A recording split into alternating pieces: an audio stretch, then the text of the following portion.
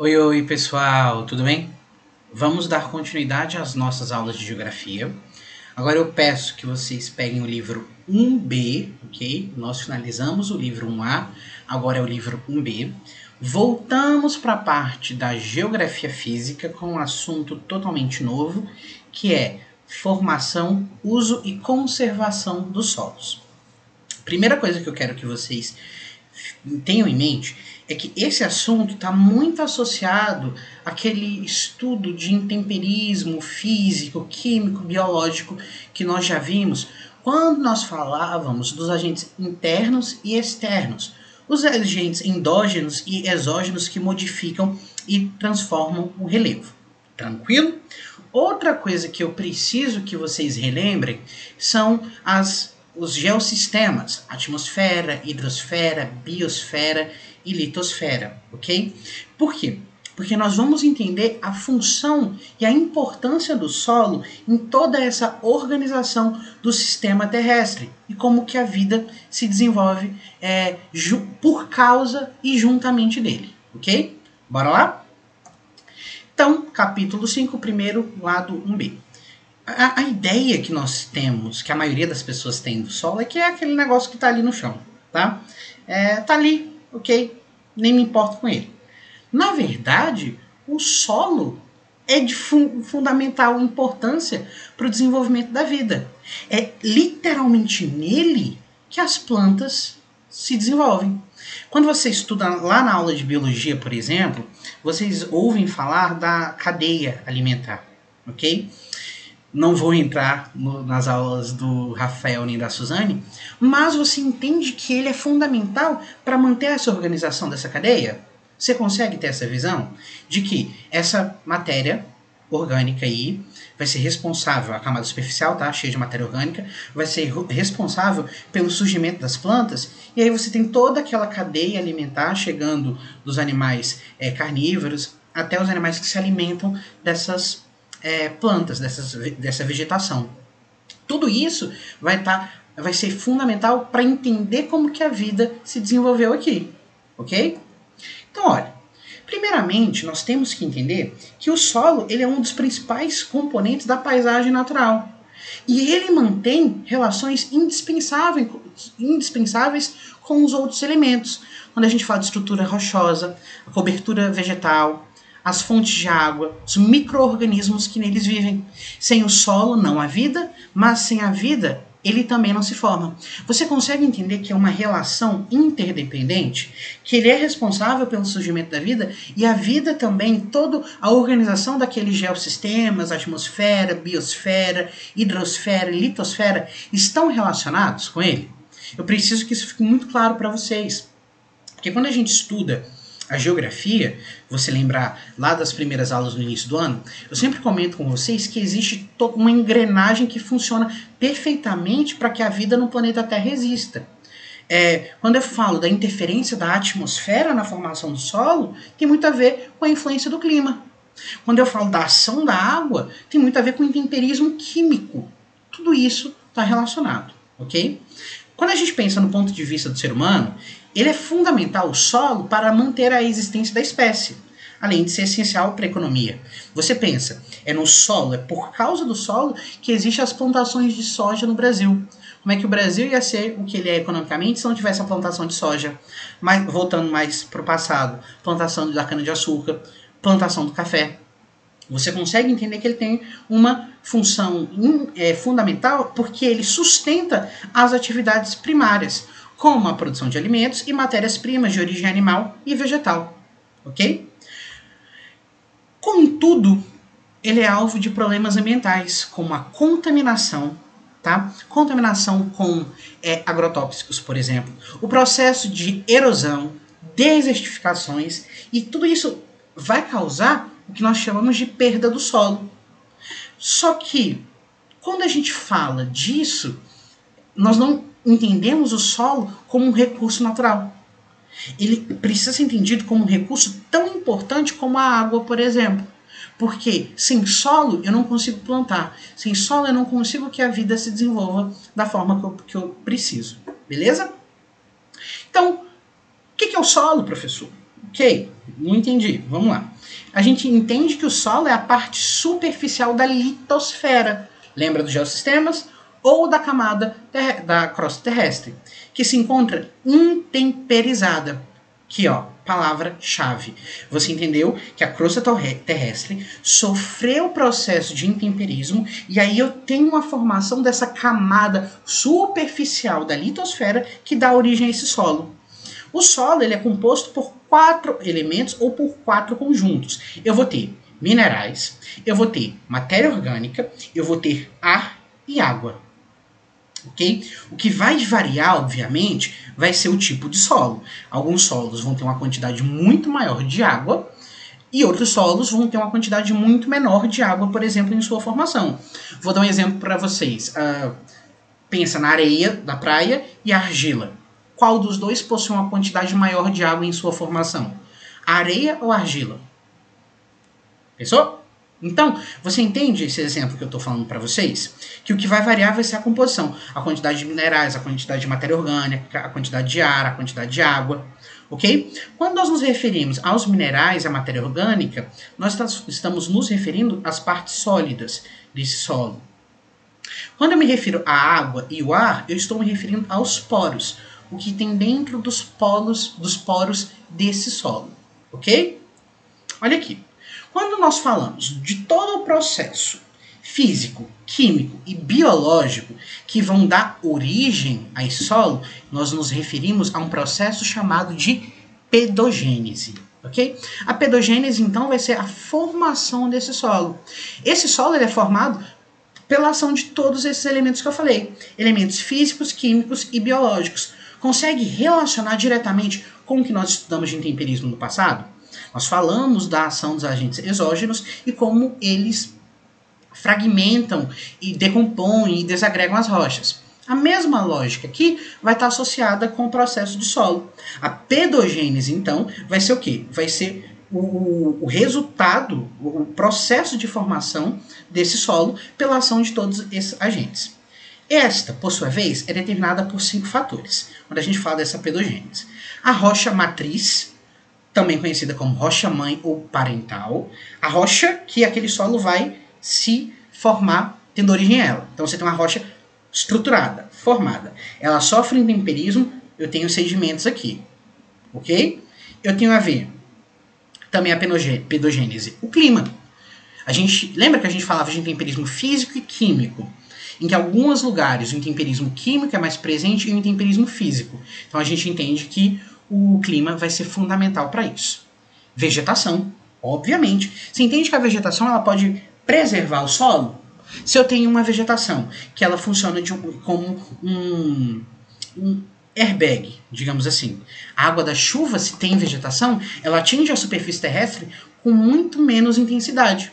Se eu não tenho nenhuma vegetação, concorda comigo que quando a água da chuva atinge a superfície terrestre, ela atinge com maior intensidade?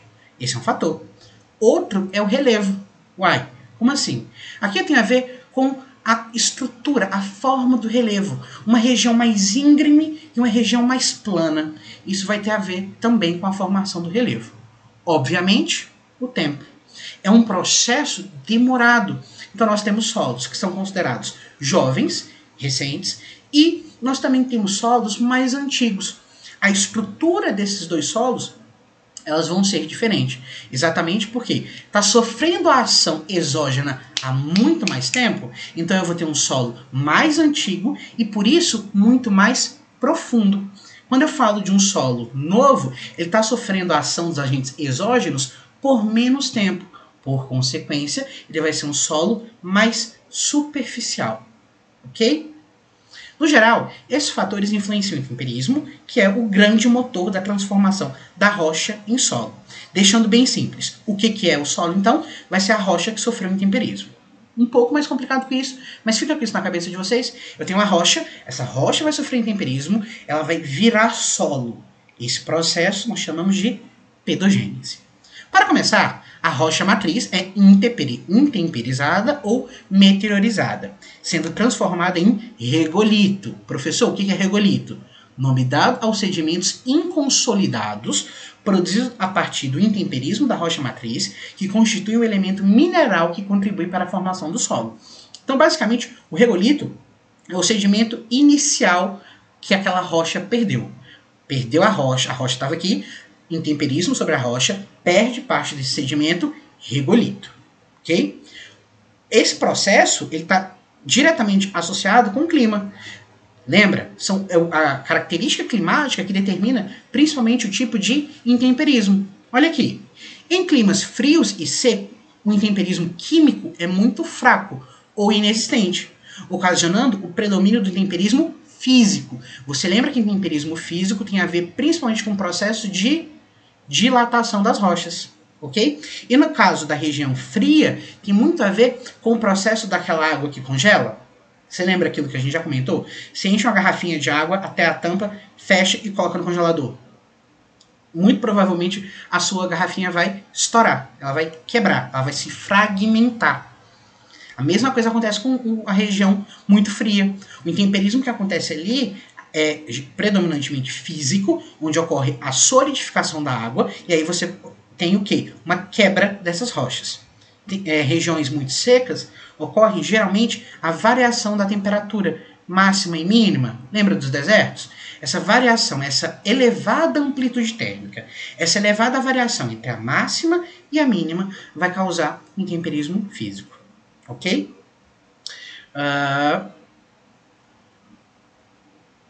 Esse processo, obviamente, tem um intemperismo muito mais lento do que a ação da água da chuva, que é o caso do intemperismo químico que a gente já viu também nas aulas sobre estrutura do relevo. Esse processo pode ser observado em muitos solos pedregosos. Entende por que solo pedregoso? Porque ele não foi totalmente destruído, é um solo que ainda tem muito fragmento da rocha matriz. Entende isso? Já numa região com clima com bastante chuva, esses fragmentos eles vão ser intemperizados e vão se tornar sedimentos muito menores, ok? Já em climas quentes e úmidos, o intemperismo químico é mais intenso, pois a água é o principal agente e o calor acelera as reações que o promovem, como oxidação, hidrólise, hidratação e dissolução.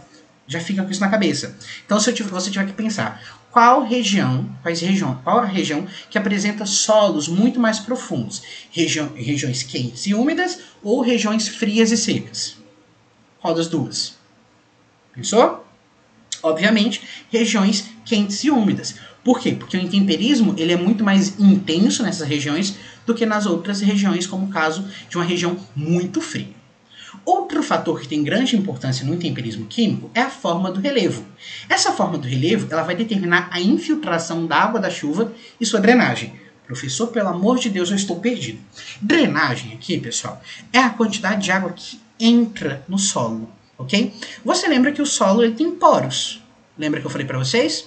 Os porozinhos. Obviamente, tem solos em que esses poros eles são mais distantes e outros eles são mais próximos.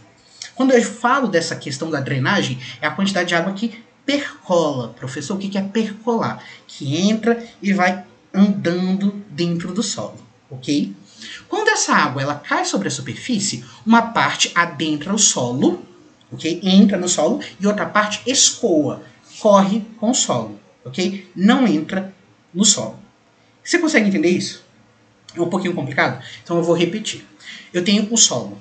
Ok? Eu tenho regiões muito íngremes e eu tenho regiões muito mais planas.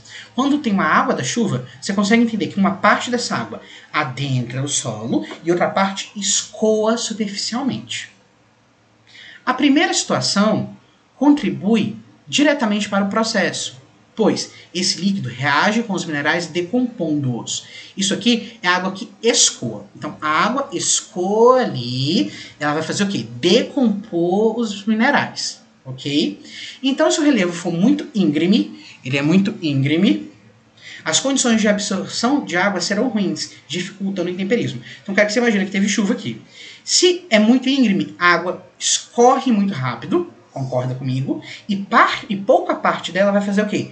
Adentrar esse solo aqui, percolando, ok? A maioria escorre superficialmente e vai para outras áreas. Tranquilo? Beleza. A vegetação também deve ser considerada um fator que influencia a formação do solo, protegendo-o da erosão e fornecendo-lhe matéria orgânica. Se eu tenho uma formação vegetal, concorda comigo que essa vegetação ela protege esse solo, reduzindo então a ação do processo erosivo, de perda e transporte de sedimentos.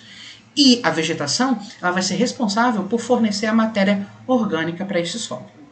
Ficou claro, pessoal?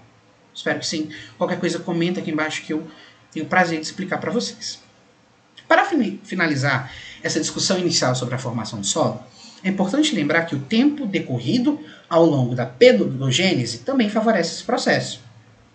Solos jovens ainda são mal formados e muito pedregosos.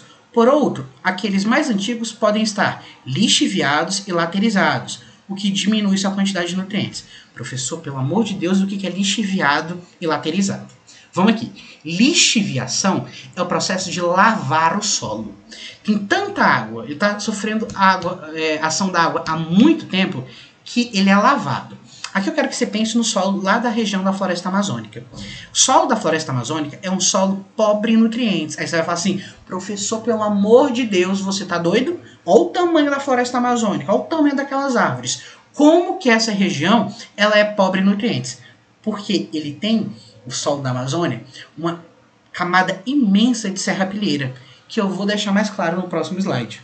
Mas, na verdade, o solo em si é lavado constantemente com a água da chuva. Então, o que acontece? A água da chuva tira os nutrientes do solo. Ok? Então, lixiviação é esse processo de ação da água, principalmente da chuva, que lava o solo constantemente e tira seus nutrientes. Já a laterização é um acúmulo de quê? De ferro e de alumínio em partes do solo. Essa concentração de ferro e de alumínio muitas vezes torna o solo muito mais ácido. Se o solo é muito mais ácido, não é que é impossível, mas é mais difícil o desenvolvimento da vida ali. Ok? Então, lixiviação, lavagem do solo, ação da água da chuva, retirando nutrientes dele. Laterização, acúmulo de ferro e alumínio em partes do solo, que vai aumentar a acidez dali, dificultando a sua capacidade de plantar, a sua fertilidade. Ok? Desenvolvimento da estrutura dos solos. Então, rocha formadinha, vai passando com o tempo, isso aqui é o solo, ok? Perceba que quanto mais velho é o solo, mais eu tenho uma estrutura mais composta. Quando eu tenho um solo muito novo, muito jovem, eu não tenho a sua formação total, ok? Então, olha, quando a gente pensa na formação do solo, é bastante lento, dependendo das condições climáticas e da rocha matriz, se essa rocha for muito resistente ou menos resistente. Podem ser necessários 10 mil anos para a formação de 1 centímetro de solo, o que faz dele um recurso não renovável, porque nós usamos o solo muito mais rápido do que a capacidade de surgimento de um novo solo. Portanto, com o passar do tempo, o processo pedogenético leva ao desenvolvimento de camadas do solo, também conhecidas como horizontes. Esse tipo de organização é chamado de estrutura do solo. É entender o que vai ter em cada estrutura, tá? Os solos mais jovens são pouco estruturados, diferentemente dos mais maduros, que já apresentam essa disposição mais desenvolvida. Todo solo, ao se formar, vai sendo coberto por algum tipo de vegetação, que varia de acordo com as condições climáticas do lugar. Isso aqui precisa ficar bem claro na sua cabeça. Essa vegetação, assim como a fauna a ela associada, passa a fornecer matéria orgânica ao solo, na forma de folhas e galhos caídos, dejetos e corpos de animais mortos. Esse composto depositado sobre o solo é chamado de serrapilheira. Okay? Então, o que acontece? Na camada superficial do solo, você concorda comigo que ali eu tenho restos de plantas, folhas de plantas, galhos das plantas, um animal passa ali e morre. Isso tudo vai formar uma camada que, quando isso entrar no processo de decomposição, vai dar origem ao humus, a uma camada rica em humus que vai ser fundamental para o desenvolvimento da vida. Uma concentração muito grande de matéria orgânica. Pensa aqui comigo, igual eu falei para vocês da floresta amazônica. Imagina o tanto de folha de árvore que cai, tanto de galho de árvore, daquelas árvores imensas que caem. E aí você vai ter a formação desse horizonte aí superficial, que vai dar origem a uma concentração de matéria orgânica, que vai ser fundamental para a fertilidade daquele solo. Aqui então nós temos a organização do solo. O solo vai ter a camada O, A, E, B, C e R, que vai ser a rocha não alterada. Professor, não entendi nada. Olha aqui. O horizonte O é a parte mais superficial, com predominância de restos orgânicos. Horizonte O, então, para você lembrar, restos orgânicos. O horizonte A, mineral escurecido pela acumulação de matéria orgânica. Então essa parte, esse horizonte do solo, também vai ter uma certa concentração de matéria orgânica. Depois nós temos o horizonte E, geralmente de cores mais claras, de onde as argilas e outras partículas finas foram lixiviadas pelas águas percolantes. Professor, não entendi nada. Lembra que eu falei que a água percola aqui? Então chove, a água carrega materiais do horizonte O e A e vai trazendo aqui para o horizonte E. Beleza? Partículas finas foram lixiviadas, lavadas, adentraram o solo. B. Horizonte de acúmulo de materiais provenientes dos horizontes superiores, nomeadamente argilas. Pode apresentar cores avermelhadas devido à presença de óxidos e hidróxidos de ferro. É aqui que você vai ter a concentração daquela laterização que eu falei.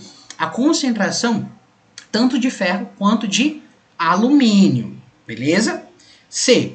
Horizonte constituído por material não consolidado. Você tem fragmentos de rochas aqui. Você não tem tudo bem estruturado. E aqui eu tenho a rocha consolidada, beleza, resistente ali. Ok? Olha aqui.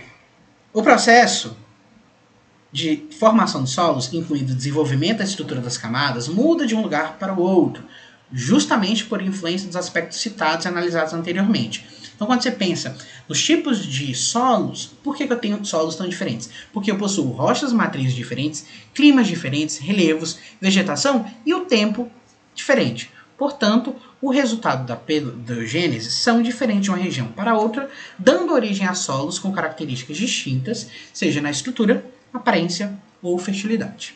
Pessoal, na aula que vem, então, a gente vai classificar os solos. Aula muito importante, ok? Assistam essa aula 2, 3 vezes, que vai ficar claro para vocês, eu prometo. Um abraço e até a próxima.